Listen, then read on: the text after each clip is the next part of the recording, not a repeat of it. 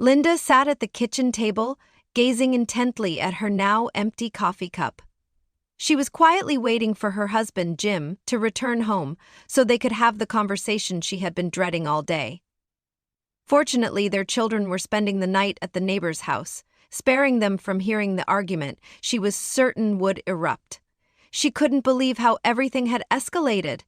From seemingly harmless flirting and a couple of lunches to the mess she now found herself in. For over a month, Linda had sensed something was wrong, and after her most recent test, she realized she could no longer keep the truth from Jim. That morning, Jim had left early to run an errand, and Linda was left alone with her swirling thoughts. As she sat there, she heard the doorbell ring, followed closely by the sound of a large truck pulling into the driveway. Surprised, since she wasn't expecting anyone other than Jim, she assumed someone had gotten lost and needed directions. Opening the door, she asked, "Can I help you?" "Linda G?" the man standing there inquired. "Yes, I'm Linda Gardner. How can I help you?" she asked again.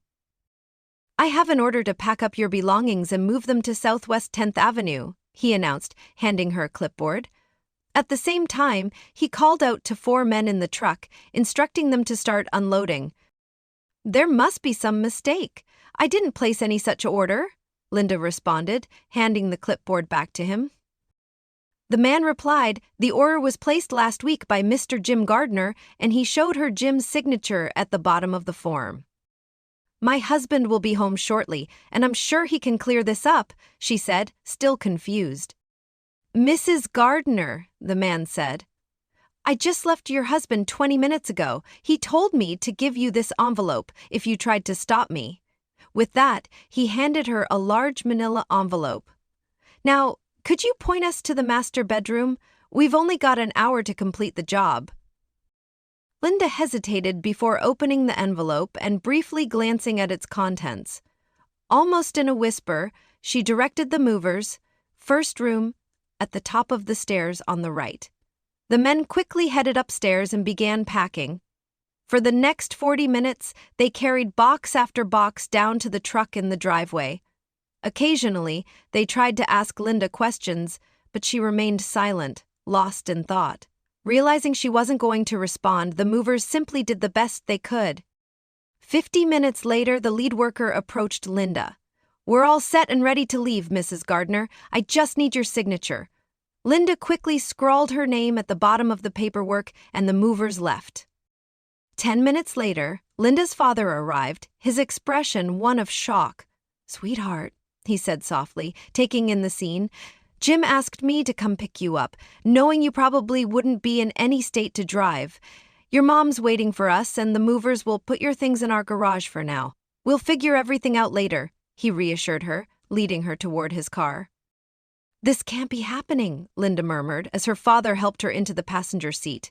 She thought to herself, "If only Jim were here, I could explain everything to him. He'd understand, wouldn't he?" While Linda was leaving with her father, Jim returned to the house, accompanied by a locksmith. "Change all the locks, including the garage door code," he instructed. "Leave me 5 sets of keys, and make sure the side garage door is secured." After stepping into the now empty house, Jim surveyed the movers' work and found that they had done a satisfactory job, considering the short notice. Glancing at his watch, he noted he had only 15 minutes before the next truck arrived. Gathering a few empty boxes, he quickly packed the remaining items the movers had missed, including Linda's cosmetics and other belongings from the bathroom vanity.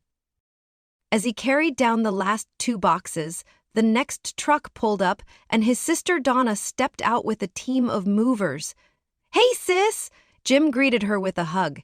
"Take the second bedroom on the left, near the bathroom. It's bigger than the guest room and has a walk-in closet. We'll move the kids' things later." "What about Linda's car?" Donna asked. "Her dad's picking it up tonight after the movers are done," Jim replied. "I need to finish a few things and stop by the office. I'll grab us some pizza for dinner," he said, heading to the garage. "No mushrooms," Donna called after him as she directed the movers on where to place her belongings. Jim checked his watch, satisfied that everything was going according to plan. From his car, he spotted 3 of his closest friends in a heated discussion with David, Linda's coworker, who looked visibly shaken. 5 minutes later, Bob, one of Jim's friends, approached the car. "He thought we were bluffing until I showed him my knife," Bob said with a smirk. "I gave him 2 options: disappear within 24 hours or face some serious consequences. We'll check back tomorrow for his decision." "How are you holding up?" Bob asked. "I'll be better tomorrow," Jim replied with a heavy sigh. "I never thought I'd go through something like this, but I'll manage. Anyway, I need to head out. See you later at my place." Jim stopped by his lawyer's office to drop off an envelope containing photos and receipts the detective had left him the previous Friday. Without even opening the evidence, he left it for his attorney, knowing it would be used in the case. Another $1,000 wasted, he thought bitterly, glancing at the bill. On his way home, Jim picked up 4 pizzas and a case of beer, planning to drink one last time before starting his new life as a single dad. He knew he needed to set a good example for his children, unlike the one their mother had set. By the time he returned home, the movers were gone, and Donna and her friends were busy arranging her new bedroom. "Hey, bro," Donna greeted him as he came upstairs. "Where's the help you promised?" "They'll be here in about an hour. How about we grab a bite to eat while we wait?" Jim suggested. Bob and the others finally arrived just before 4 p.m., and by 7 p.m. everyone was gathered in Donna's room, drinking beer and enjoying the cool breeze from the open window. Everyone, that is, except Jim. Donna discovered her brother sitting in the basement, engrossed in watching old home movies. "Everyone's upstairs in my room, and we've all already eaten. Can I bring you something to snack on?" she asked him. Not right now, sis, but thanks for offering," Jim replied. "I just need some time alone." "All right, I'll be in the kitchen if you need me," Donna said. She leaned down, kissed the top of his head, and quietly left, closing the door behind her. "I never saw this coming," Jim thought for the 100th time. "How could I have been so blind?" A little over a month earlier, while paying bills online, Jim had noticed a charge for an appointment at the local clinic. "Honey, did you go to the doctor?" he called out to Linda, who was busy preparing dinner in the kitchen. "I thought I had the flu, so I went for a B12 shot," she replied casually. Man, their rates are outrageous," Jim muttered under his breath. $125 for a simple exam and a B12 shot, and that's with insurance. I'll have to call them tomorrow. There must be a mistake. But the following day, when Jim called the clinic from his office, he found there was no mistake. "Please connect me to the billing department," he requested. "How can I assist you?" the receptionist asked politely. "Good morning. My wife Linda Gardner visited your clinic 2 weeks ago. I think we were overcharged. She had a routine exam and a B12 shot, but we received a bill for $125. With our insurance, it shouldn't have been more than $45, he explained. There was a brief pause before the receptionist confirmed, "Linda Gardner, correct?" "That's right," Jim replied. "Sir, she did receive a B12 shot, but she also had blood work and some additional tests done," the receptionist informed him. "Blood work? What other tests?" he asked, his confusion mounting. "Sorry, sir, but we're not allowed to share those details," she said apologetically. "Listen, Linda's my wife. I'm not asking for the results, just the names of the tests," Jim insisted, his irritation growing. "All right, since you're her husband," the receptionist relented. "It was a full blood panel and a pregnancy test." "Thank you for the information. I'll pay the bill in full," Jim said, his voice steady, though internally he was reeling. He felt like his heart had stopped. Why would Linda need a pregnancy test when he'd had a vasectomy right after the birth of their second child? It didn't take a genius to figure out what was going on. Linda had always struggled with birth control methods and strongly opposed abortion. "It's murder, no matter how you look at it," she used to say. After the unplanned pregnancy that led to their second daughter, Jim had decided to get a vasectomy, ensuring no more accidents would occur and removing the need for further discussions about abortion. At least, that's what he had believed. Until now. 10 minutes later, Jim sat at his desk, flipping through the yellow pages, looking for a private investigator. He had never doubted Linda's faithfulness before, but now, everything seemed uncertain. Surveillance on his wife turned out to be far more expensive than he had imagined, but Jim felt he had no other option. She always comes home at the same time, and except for the occasional team-building seminar, she works in the office, he explained to the detective. I need you to start right away. This is driving me insane. I have to know who it is. Jim's next call was to Dan, a good friend who worked in the same department as Linda. Dan, it's Jim Gardner, he began. I need a huge favor, but I can't talk about it over the phone. Can you meet me at Tony's Cafe after work? Sure. I'll see you around 5:30, Dan agreed. When they met later that day, Jim didn't sugarcoat his concerns. Over beers, he said, Dan, I just found out Linda's cheating on me. I think it's someone at her office. It's probably been going on for a couple of months, and I need to know who it is. Dan was stunned. Linda, cheating? That doesn't sound like her, Jim. There must be some kind of mistake. There's no mistake, Jim said firmly. I have proof. I just need to know who it is. We're a small company, and I know most of the employees, Dan replied. Sure, there's the usual office flirting, but nothing serious. That said, I do know a couple of people who owe me favors. If anything's happening, they'll know about it. I'll call you if I hear anything. But man, it's hard to believe this about Linda. Not as hard as it is for me, Jim replied grimly. The next 3 days were torture for Jim. He wanted to confront Linda, to grab her and demand answers. But deep down, he knew her explanations didn't matter anymore. Their sex life hadn't been amazing, but it wasn't terrible either. They were intimate about twice a week, which Jim thought was reasonable for a couple with 2 kids. Linda had never suggested trying anything new in bed and continued to refuse things Jim had always wanted. In hindsight, the only thing unusual was that they never had sex on the nights she returned from her monthly seminars. The seminars were held on Friday afternoons at a hotel and lasted about 2 hours. Afterward, many employees skipped dinner to enjoy happy hour at the bar. On those evenings, Jim would take the kids out to eat or visit his parents, not seeing Linda until she got home around 8 p.m. Now, he questioned everything about their marriage, searching for signs he might have missed. On Friday morning, Dan called with an update. If she's involved with someone at work, it's probably a new guy named David Collins. He joined last year. People have mentioned they've had lunch together a few times and even danced at happy hour. I know that's not what you wanted to hear, but it's all I've got. I hope you two can work this out.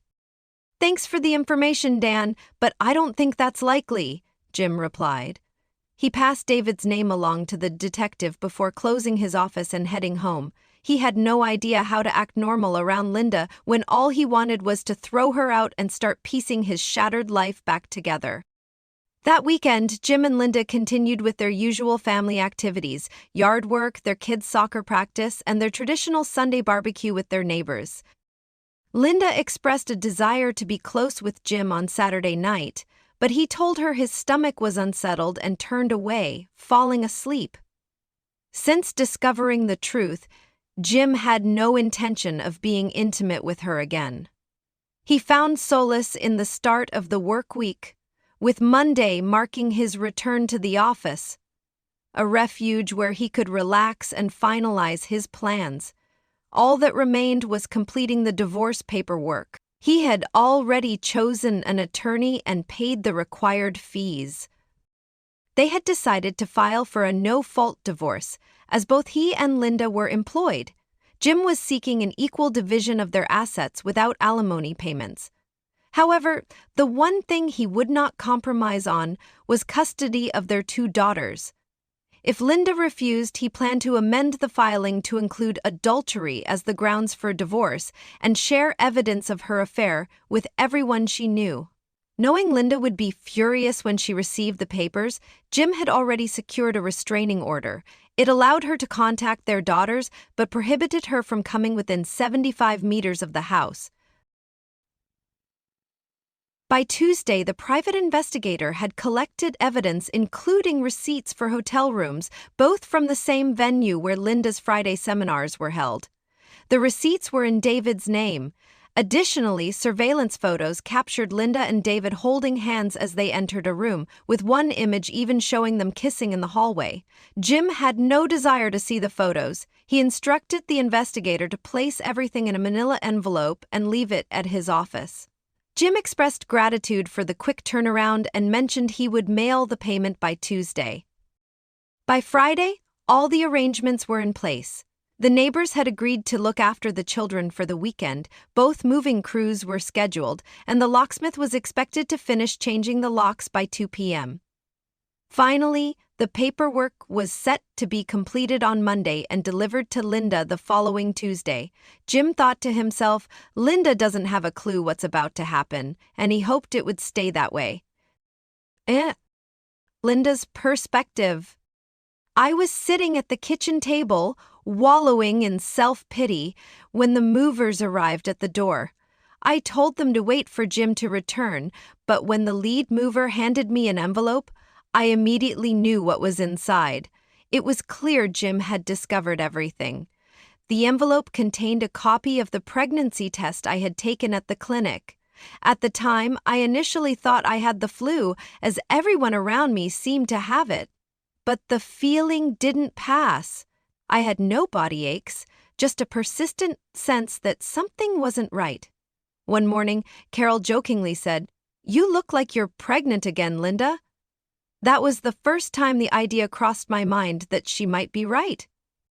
When David joined our office, I had just turned 30 and was beginning to feel like an aging, unexciting wife. I helped him settle into the team, and he was always so kind and charming. He smelled fantastic, and I couldn't deny he looked great, even though he was 5 years younger than me. We soon discovered we shared a love for the same music and had a mutual fondness for Mexican food. Before long, we started going out to a local Mexican restaurant for lunch and occasionally meeting for drinks after seminars. One Friday evening after a team-building seminar, music played as David asked me to dance. We danced to 2 fast songs, followed by a slow one. I hadn't slow danced with anyone since getting married, but with David, it felt so natural. As we moved together, I felt an undeniable warmth and comfort. When the song ended, we rejoined our group, but I couldn't shake the sensation of being in his arms. It felt so good that I wished the music hadn't stopped. After a few drinks, I decided it was time to head home. That night, I almost threw myself at Jim. No, I didn't do anything crazy. I just needed to feel close to him, desperately so. I knew I should have stopped spending time with David, but I couldn't help enjoying his company. Other than the dancing and a few shared meals, I convinced myself I hadn't done anything wrong. At least, that's what I told myself. Things began to spiral on the 4th Friday. Our department won an award for top monthly performance, and we each received a $100 bonus. Naturally, we went to the bar to celebrate. After 2 hours, only 4 of us were left. I had too much to drink and told David I needed coffee before driving home. He kindly offered to join me. On the way to the restaurant, I stumbled, and David caught me before I hit the ground. One of his hands ended up around my waist, while the other steadied my chest. "Are you okay?" he asked, helping me to my feet. Instead of answering, I looked into his eyes and kissed him. He seemed surprised, but within moments he kissed me back. It felt like hours had passed before I pulled away, blushing. "I'm so sorry. I shouldn't have done that," I stammered. "Don't worry, Linda," he replied with a smirk. "Let's just say it's a thank you for saving your life. Now let's get you that coffee," he said, leading me to the restaurant. The following week, I did everything I could to avoid David. I found excuses to stay busy during lunch and skipped happy hour entirely. Still, I couldn't help blushing whenever I thought about being in his arms. 2 weeks later, I gave in and went to happy hour again. Jim wasn't supposed to be home until 8:30, so I planned to have dinner and drinks with coworkers. One by one, they left early, and by 6:30, it was just David and me at the table. "How about we grab a bite to eat?" he suggested. At that moment, the music started playing, and I asked him to dance. The band played 4 slow songs in a row, and we danced to every one. My heart raced as we moved together, and I was overwhelmed with emotion. I was sweating and felt a surge of excitement being so close to him. How we ended up in the back seat of his car, I still don't know. We didn't go all the way, but we did everything else. He brought me to the edge of ecstasy several times. With his hands, then his mouth, I reciprocated, ensuring he felt every bit of the pleasure he had given me. It was almost 8 p.m. when we realized the time. I fixed my hair and dress, kissed him one last time, and drove home. I suppose I should have felt ashamed, but strangely, I didn't. I was still riding a wave of exhilaration after experiencing so much pleasure in such a short span of time. Honestly, I couldn't recall the last time I'd felt that fulfilled. The guilt only hit me later when I saw my husband and kids. That evening, I used the word to scratch that onion on my list until I figured out what it meant. That evening, Jim wanted to be close, but I couldn't even bring myself to look at him, let alone be intimate. After a long 45-minute shower, I climbed into bed and simply cuddled with him for the rest of the night. I knew I was playing a dangerous game, but I couldn't stop myself. I was addicted. Soon, David and I resumed meeting during lunch breaks, and I found myself eagerly counting down the moments until I could see him again. A week later, David told me he had reserved a room for Friday evening in case I wanted some alone time with him after the seminar. We left the bar separately that night and met up in the hallway near the room. "Are you certain you want to go through with this?" David asked me. "I'm not sure," I admitted, "but let's get out of the hallway before someone sees us." We had barely entered the room when we began tearing each other's clothes off. David's touch sent waves of excitement through me, and by the time he moved closer, I was already overwhelmed with anticipation. The intensity of the experience made me cry out, though I tried to stifle the sounds with a pillow. I couldn't help but marvel at how skilled David was, wishing Jim possessed even a fraction of his ability. As things progressed, the sensations became so overwhelming that I needed to pause for a moment to catch my breath. Still, I remained fully present, determined to savor every second. Eventually, we both felt satisfied and spent a few minutes sharing lighthearted banter before leaving the room separately. I managed to get home with 45 minutes to spare before Jim and the kids returned. David and I met up 2 more times before I started feeling unwell, which I initially dismissed as a flu. When Carol jokingly suggested I might be pregnant, I panicked and went to see a doctor. I didn't want to believe the results when they confirmed I was pregnant. David had always used protection, and Jim had been infertile since his surgery. Holding the test results in the envelope, I realized I had been caught in more ways than one. Linda sat at the kitchen table, preparing to tell Jim everything. She had braced herself to break the news, but her world shattered when the movers arrived.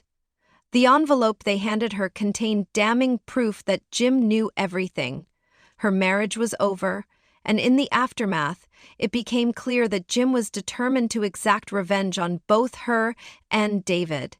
He wanted David out of the city, never to show his face again, and he wanted Linda to pay for destroying their once happy family.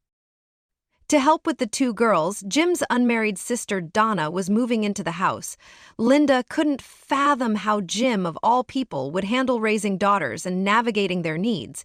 Fortunately, his parents were supportive, and though it wouldn't be easy, they all believed they would get through it. That Sunday evening, Jim sat the girls down with Donna by his side and explained that he and their mother were having problems. He told them that Aunt Donna would be staying with them for a while and reassured them they could see their mom anytime they wanted, though she wouldn't be living with them anymore. The family cried and hugged, but a big bowl of ice cream helped soften the blow. By Tuesday, Linda had been served, though she called my phone around 20 times. I had no interest in speaking to her. When she called the house, Donna answered and tried to explain that things were over, but Linda wouldn't listen. I had already canceled all our joint credit cards, removed her from my insurance and retirement accounts, and completed all the other necessary steps in the divorce process. On Wednesday, however, I allowed her to see the kids. Donna took the girls to my parents' house, where Linda met them, and stayed until Linda left. The next time I saw Linda was at the lawyer's office, when we sat down to finalize everything. Her lawyer immediately began making demands one after another. When he insisted that Linda should have full custody of the children, I stood up and said I was leaving. After a short break, Linda returned and agreed to all my terms. The papers were signed, and as she broke down in tears, she said, "I'm truly sorry, Jim. I don't know why I let this happen. I've always loved only you." "Not enough," I replied as I walked out. Before leaving, I turned back to her and said, Since you and David got so close during that team building seminar, maybe you can ask the company for compensation, for a workplace injury." Smirking, I left for the last time. Thank you for sticking around until the end. See you next time on another episode of Cheating Stories. Take care of yourselves and your loved ones. Goodbye.